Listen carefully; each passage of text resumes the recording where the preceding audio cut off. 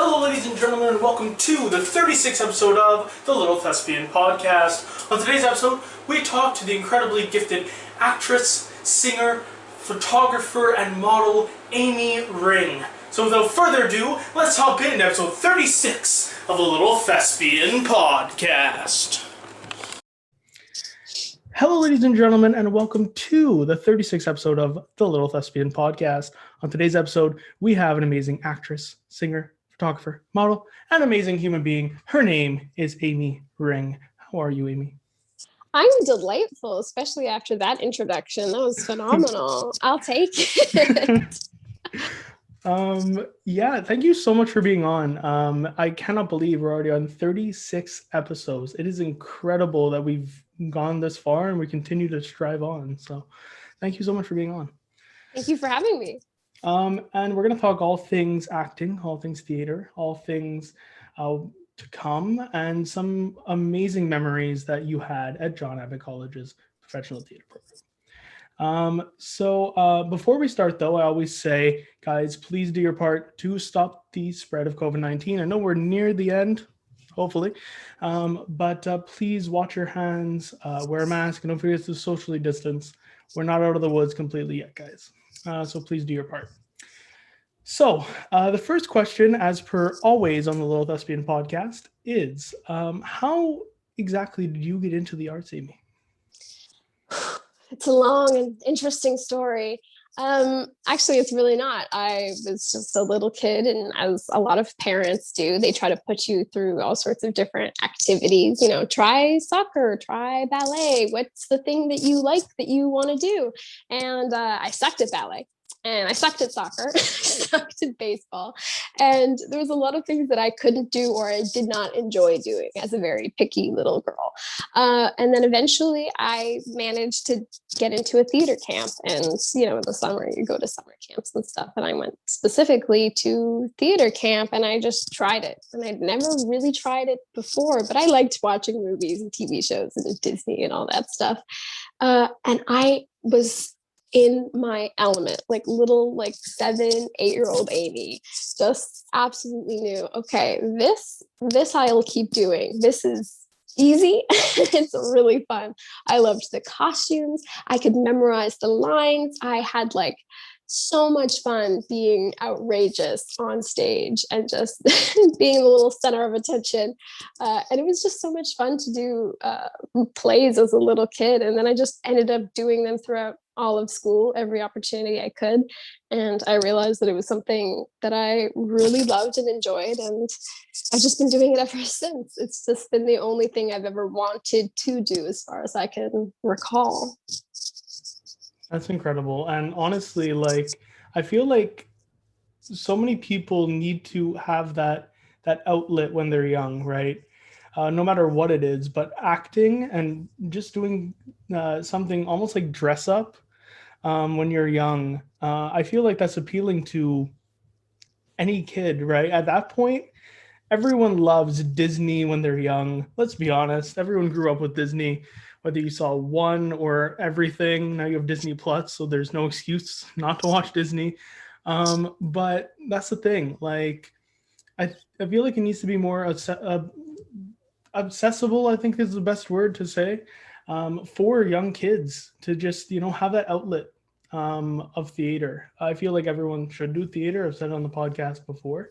But definitely when you're young, it's the perfect opportunity to jump into it. So that's incredible. And I also want to ask you, like, what's your favorite part about acting in general? I know some people just love the storytelling or diving into a character. What's your favorite part? It's a good question. I feel like every time I hear a question like that, I find it really hard to pinpoint because all of it is really, really fun and awesome. I think a part of the process of acting for me that I really enjoy, though, is when I get a script for something and I have either a role in mind that I would love to play, or just reading a script or a play in general and reading through the parts by myself and trying to figure out how would I say this and how would this person feel, and dissecting the scene and doing all that kind of work that really creates the story and lifts it off the page. That is so much fun. And then being able to do that with your friends and colleagues and to see how other people would interpret the roles and the lines and just bring that world to life is so fun. And that's the real work of it. That's not a far out idea, but I think just being with your friends and seeing how they would say it and seeing what they got from the character and having those like conversations are endlessly interesting and just so much fun, and it's really enlightening. Also, it's like you're learning about different people from all around the world depending on the plays that you're reading, and different people in different periods of time. And so just kind of always entering a new world and a new atmosphere and a new character and a body and headspace, doing the real work behind finding out who the character is and how they're feeling and what situation they're in, is just never not interesting to me. That has to be my favorite part. Is that like a cohesive thought? Just all of it, basically. Honestly, like, I think everyone's seen that picture now that you have like the iceberg and you have the rehearsal down below and the show up top. Honestly, the rehearsal process and learning about a character is so interesting because you find more about yourself, but you also find so many different outlooks in life. And with the shows that we've put on, you get to go into some very weird places and explore so many amazing new worlds. And it's incredible, guys. I know, obviously, I'm like the poster child for guys do theater. I love it. But honestly, it really breaks you out of your shell. But some people are very scared to just do that first crack. And I guess the next question that I would like to ask you would be, do you have any words of wisdom for someone who may want to jump into theater? Yeah, I feel like I just said this the other day, actually, because I was just speaking to my brother, who has never been a theater kid, has, as far as I'm concerned, never been in a play, had no interest in acting whatsoever. And now he's dating a dramaturge, and he's doing his first ever acting gig and doing theater. And it's something he's never done before. And what I said to him was just like, well, one, have fun. I think there's often this idea with theater and acting that you need to be perfect and so analytical, and you need to be like really paying attention to every single itty bitty tiny little morsel of information that you can find in a script. And while that can be beneficial to some, I think it actually tends to hold people back if you just follow your gut and follow your instinct, and you just feel free with it, and you don't try to hold yourself back and try to think about people judging you, because most people aren't. Like, the general rule of thumb would be that everyone's thinking about themselves, and everyone's just here to have fun and to watch a play, specifically in the theater. So I would say just honestly have fun at the end of the day. I think when I'm a viewer, when I'm an audience member of theater, that's the most fun thing to watch, is when you can tell that the actors are having just a blast on stage, because then it just feels like such a fun space to be in, and such a collaborative space also, where everyone's just having a blast telling the story, hearing the story, regardless of if the story is, a tragedy or a comedy. So honestly, just roll with the punches, and try not to worry about what other people think too much. Yeah, and I've said it on here before, guys. It's called a play for several reasons, but one is you're playing on stage. You're just having fun on stage. Yes, a lot of the things could be dark or sad, but then you wash off the makeup and you've done your job, and you have these incredible people that come and say great job and whatnot, because you're just playing a character, right? You're playing in a space. And that's why kids love it. And that's why eventually grows to a career of passion, that I've said on here before. If you weren't passionate for theater, you're not going to do theater. It's that simple, right? But when you're passionate about it, it's something that will last forever. Yeah, I mean, it's really something that I feel like a lot of people need to hear. Just have fun. It's that simple. So very wise. I actually want to talk about each role that you did at Abbott, and I want to jump in first to Laramie Project. So how was Laramie Project for you? I've done a fair amount of plays in my life, and I've had the privilege of, in each play, having a character that I loved. And I was like, I am so glad that I was gifted this role, regardless of how others would be like, well, it's not the main character. I'd be like, this is one of the most interesting characters to me. So I had this awesome character in the Laramie Project. Well, I had two characters. I played Romaine Patterson and Doug Laws. And the specific interesting thing about the Laramie Project was that it was based off of a real town and real people, and a real tragic event. But it was, despite the tragedy at the center of this story of homophobia and violence and ignorance and hate, there was also this tone of love and coming together to combat all of that ignorance and that hate. And I had the really interesting opportunity to play both ends of that spectrum. I played Romaine Patterson, who was a woman who was a lesbian, who was open, who was proud, and who was a close friend of this man who died, Matthew Shepard. And she was experiencing all of this, and she was at the forefront of the movement and combating the homophobia in her town. And I think being able to play a character also who was so lively and proud and unapologetic and just really, really loud character was so much fun for me to be really lively on stage. But then I jumped into the character of Doug Laws, who was a very religious man and who was, preaching a lot of hate and that kind of ideology. And I got to play a character who had an entirely different thought process, and I had to switch between those two characters at a moment's notice. And as an actor, that's certainly very interesting. The tonal shift is quite stark, but it's definitely an experience that I think helped me grow as an actor, and informed me as a person and as a member of the LGBTQ community.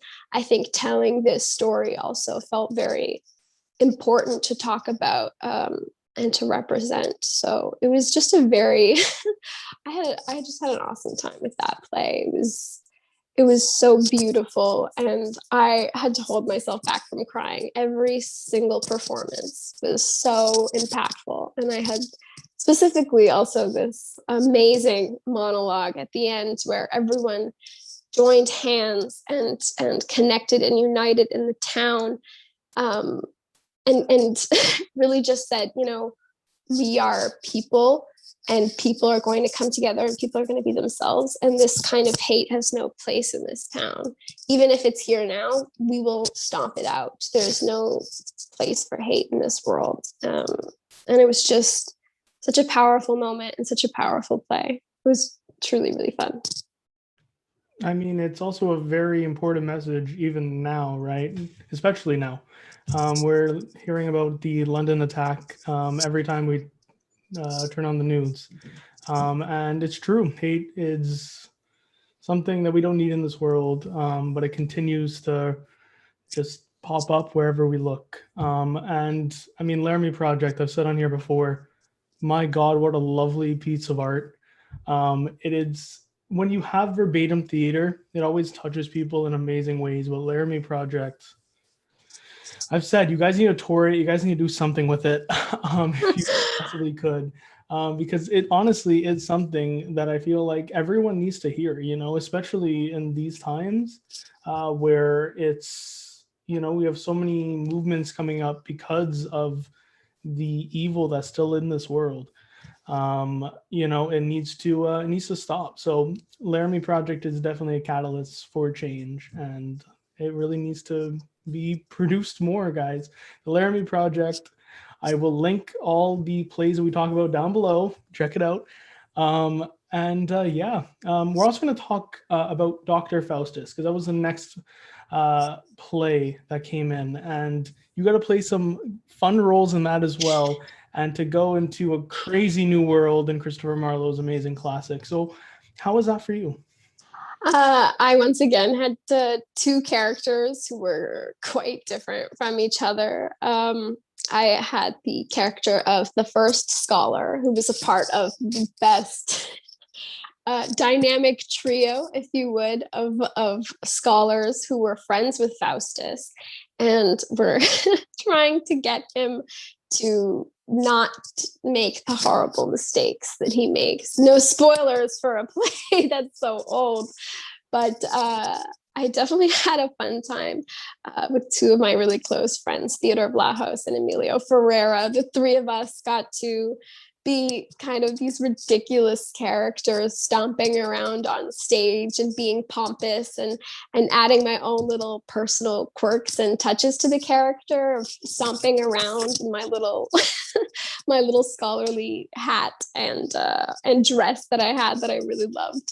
So that was definitely a fun character. She was not written as a woman, but we turned her into a woman.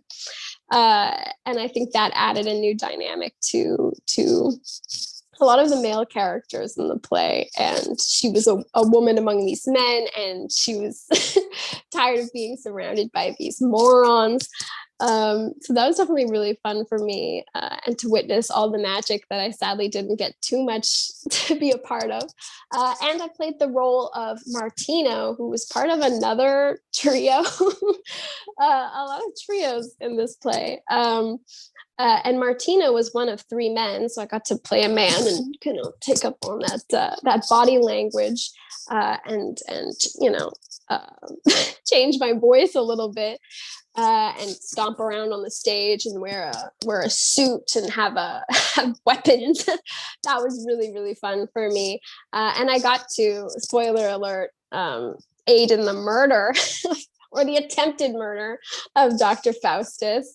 And I got to hold his head as he got decapitated and to attack him. And I got sent to hell by these monsters. And I got thrown into a hell pit. It was just, that play was incredibly fun for me. That was just a wild roller coaster, especially with all the special effects. That was just, I think, pure entertainment and comedy for me specifically. It's not that deep for me. I just had a fun time goofing around on that stage, frankly.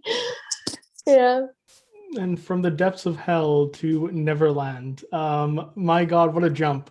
But it's true. I mean, Faustus was so much fun. But then you got to play Prentice, if I'm saying his name correctly. I believe I am. I do know Peter Pan. So how is playing Prentice in Peter and the Starcatcher for you? Oh, Prentice, my favorite. He's such a little dork. I love him. Prentice was so much fun for me. I got to be a little boy with my best friend, Peter and Teddy. And we were these little orphans who only had each other, and we were being sold. We were being sold. We weren't about that life. And again, not to just retell the entire story, but he's definitely a unique little boy. I think he was scared the entire time, and I think it's also a weird, I mean, not to read into it too much, but I think it's a weird but interesting commentary on masculinity. And he's this little boy who wants to be, and this is his number one line that I got to say about 1,000,001 times, was that I'm the leader. I'm in charge. And he clearly was not in charge. He was not the leader. You're like a little 12-year-old boy who's lost. But I think it was really interesting to play that and play that dynamic of someone who's trying to be one thing but is something else entirely. And he wanted to be brave like the other kids and like Peter, but he wasn't. He was afraid, and it was pretty justifiable to be afraid in such a scary instance where you're being, hunted and attacked by pirates and people that you don't know, and you're on a ship that's about to crash. But I had a lot of fun playing that dorky little boy and just being a little kid trying to go on an adventure and making friends. And despite being in such a scary circumstance, he he never ceases to have fun with it also. And by the end of the story, he's grown so much, and he's had to, I mean, it's kind of sad in a way, but he's had to grow up. Even if none of them want to. And I mean, that's at the core of the Peter Pan stories, is that it's hard to grow up, but he kind of was put in a situation where he had no choice. He had to brave the storm. He had to, survive a shipwreck. He had to run away from pirates and certain death. And he made it, and he did it, and he made friends along the way. And that was certainly tons of fun. And another really fun aspect, which was less so Prentice, but a line or a monologue, I guess, that I got to do was, there was an entire rap battle that we did. And that was just so much fun. I got to be, I don't know what you would say, like maybe the host, the the MC of a rap battle. And I could say, in this corner, that was just such a fun play, and all the dances and the musical. I got to do puppetry. I got to wear all these costumes. I got to do a mermaid dance. That play is much like Faustus. The special effects, along with the humor and the absurdity of it and the world building, I think not just us as actors, but, huge, like I'm hugely grateful to the tech that we had, who made these awesome props and this awesome set and all this lighting and this, sound and all that stuff was really helpful. It actually felt like we were in that world, but we were on a stage in St. Anne de Bellevue, but we were in a whole other world that we created. And that was just so much fun to do. And to be a part of that journey in that way, it's just, I'll never forget it. It was definitely a really fun experience for me. And you could see it in the audience. I mean, my God, I've been talking about Peter and Starcatcher, and it was just so fun to watch, and I can only imagine how fun it was to do, because you were really transported into that world. And whenever you see something that's in line with Disney, your inner child comes out and you're transported, right? Automatically. And then you guys did so much humor, like you were saying, the rap battle and whatnot. I'm sure you guys had a blast. And for that being your last show together as 30 years, that must have been amazing for you guys. I can only imagine. Right. I mean, it wasn't meant to be our last show, but sadly it was, right? But I'm perfectly okay with that being the last show, because I mean, what a great note to end on. Frankly, I'm not happy that it was our last show, because we were meant to have another show, but any of the shows would have been a phenomenal last show, because we just had the privilege to nonstop. Each show was just so much fun and so unique, and I'm glad I got the experience of all three of those shows. That was just was awesome. It must have been like the cherry on the top, ending with your family at the end. Mm-hmm. And it's amazing that show. I still remember it very fondly, and I mean every show you guys did. I've been talking about your ensemble a lot on the podcast, and it's because you guys are just amazing together. And it was definitely shown in Peter and the Starcatcher, and I can speak from experience working with you guys. It was incredible on Faustus. And Laramie, like I've said on Emilio's episode, I did shed a tear because it was that beautiful. It was absolutely incredible. And I mean, your time at Abbott, I'm sure, was a journey that you'll always remember very fondly. Yeah, I'm actually going to jump in now into what you were recently in, and that is Resilience, the showcase. So how was that? And how was jumping into the Siegel Center and putting on this amazing production? It was so much fun. I am so grateful to Camilla Fitzgibbon. She's phenomenal. She does so much for the Montreal theater community, as well as running the Montreal Theater Hub. That website, I'm constantly on it. It's so helpful. It's so awesome.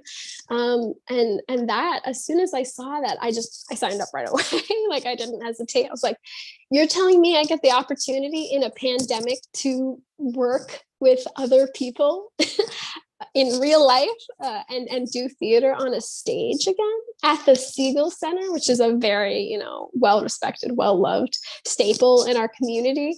So that was an awesome, perfect experience. I met other people who had been walking the similar path of doing theater in Montreal and being in professional theater programs, but people who I hadn't really met before, people who went to Dawson, people who went to Concordia, people who went to NTS. I got to meet all sorts of different people, lovely, hilarious, wonderful, talented people. And I got to tell news stories with them. And I got to hear their sides of their interpretations of the play and the characters that they were playing. I got to work with a wonderful director. So that was certainly really, really fun. I got to play really absurd characters once again, which seems to be my typecast, is wild and absurd people from all over the world, which I'm incredibly honored to be given the roles that I got. I got to play Iphigenia from this play, Iphigenia. The play is her name. and it's so fun. It's such a fun take on classic Greek stories, ancient Greek stories, and the humor in it. It was so modernized with the language and swearing and just yelling. Once again, a lot of yelling and crying and laughing and hugging. I got to hug a person on stage in the middle of a pandemic. Wild, couldn't have imagined that happening. But everyone was very careful. We wore masks for every rehearsal. We had to stand, everyone 6 feet apart at all times. But when we finally got to, at our final performance, take off our masks and do the show for an audience, man, it was like, wow, I haven't done this in so long. What a rush. What a blast to hear the laughter in the audience, to hear the impactful and deafening silence at moments of peak drama. It was really fun to do after a really long time of not getting to be able to do that, and to just instantly connect and have a really good time and make new friends. I made so many new friends in such a short amount of time, and connections in this industry. So I'm extremely grateful for Table d'Hôte and for the Siegel Center for having us and to allow me to be able to do this. It was just so much fun, and I got paid to have fun and be ridiculous and make friends, and that's a level of privilege that I will never not be grateful for. So it was awesome. It sounds incredible, and I know a lot of people have been missing just that the echo, and hearing people in the audience. You know what I mean? It's something that as actors we thrive off of, right? Hearing the O's and hearing the sniffles when there's something that's very sad happening, like just something as simple as that. And I mean, it sounds like you've had an amazing time, and it's so great that you got that opportunity. And it's true. I mean, to get paid for what we do is honestly a privilege, guys. To do what you love and get paid for it, isn't that the dream all along? You know what I mean? And like to just be fooling around on stage and being like, yeah, here's a paycheck for doing that. I was having fun, but thank you. I appreciate that. It really is a privilege. And I mean, Table d'Hôte Theater, you guys have always been amazing, and you guys continue to be amazing. And all the Montreal community, honestly, from what I've seen, it's incredible here, guys. I know I do have people from America that also watch this. If you guys can ever come to Montreal, hopefully after the pandemic, there are so many amazing theater companies here. Table d'Hôte is definitely one of them. Camilla, I love you. You were my first guest on here, but it's true. She's amazing as well. And I'm so happy you got the opportunity to do it. I actually only have 2 more questions. Unfortunately, I can do this all day. But I want to know, what is your plan after the pandemic? Oof. I know. Yeah, that's been a question. That's a heavy question that I think a lot of people have been discussing, of like, what do I do during the pandemic? What do I do after? Especially trying to be an actor in a pandemic was hard. I had the privilege to actually be able to work and get my first ACTRA on camera work back in the fall, which was really fun and exciting to feel like a professional in this field, and actually get out of the school environment. But it's an unclear path, but I'm certainly excited to see where it takes me. I'm very interested in everything arts and everything storytelling. So I've been debating if I want to go to university and I want to study writing.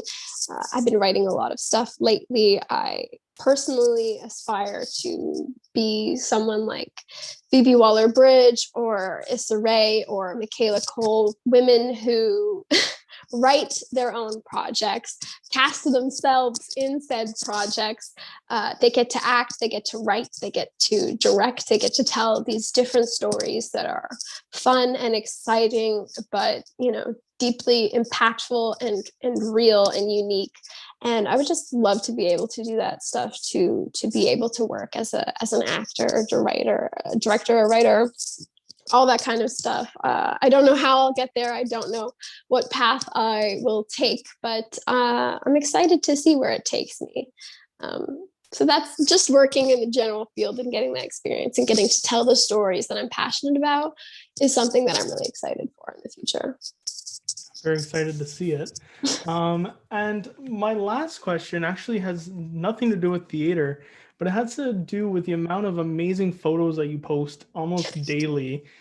Honestly, you are an amazing photographer. And I want to know, where do you get your inspiration for that? Because a lot of people are asking, how does Amy get these amazing pictures going on? And they wanted to ask about it. So. Oh, wow. I don't know. I think at the start of the pandemic, I remember I was supposed to graduate in person. I was supposed to do my last play, and then all of that got canceled. And at a moment's notice, I was at home alone.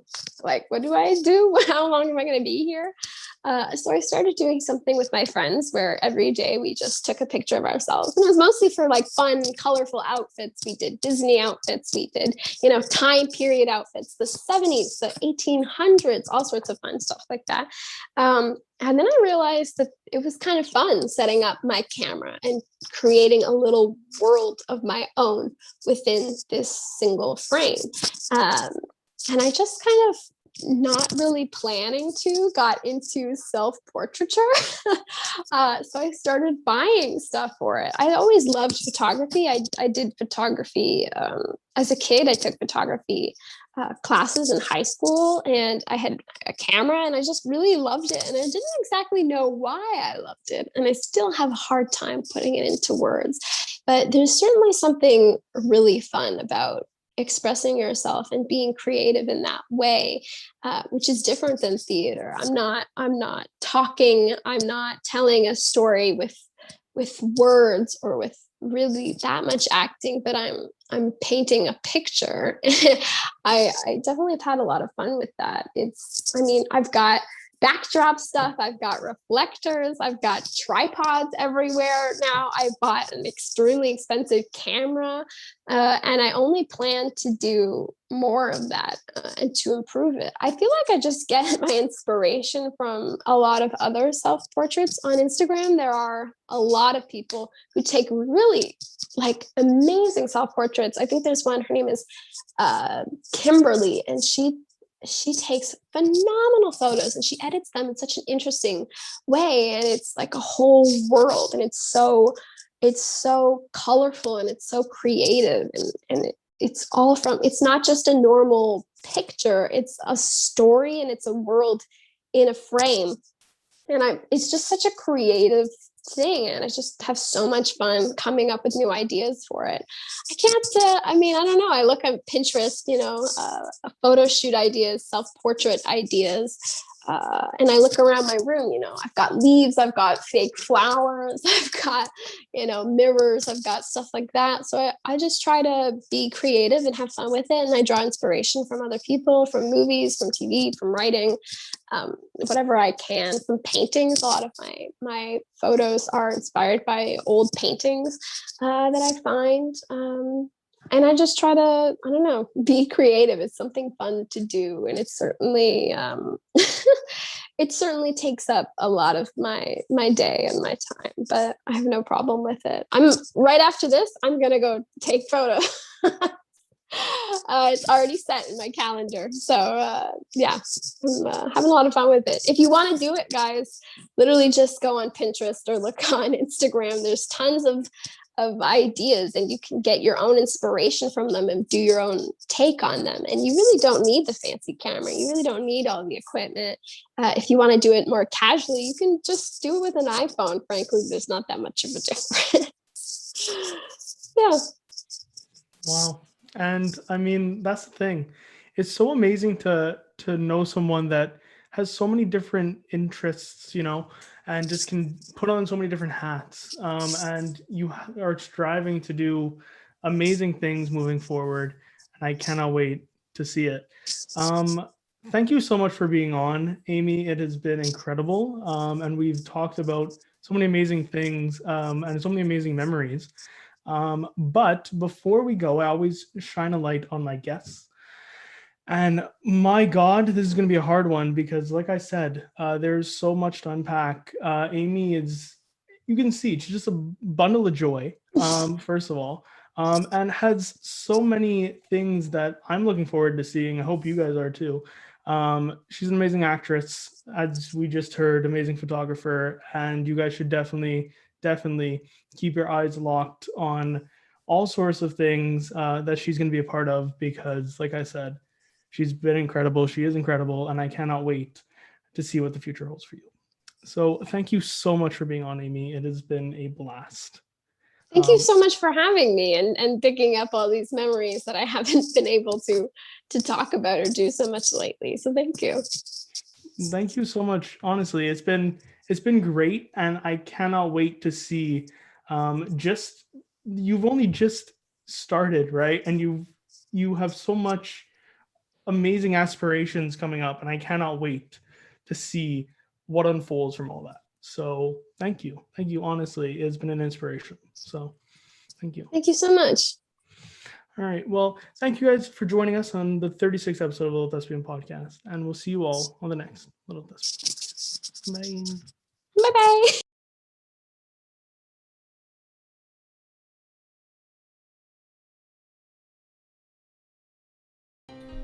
The lights are off.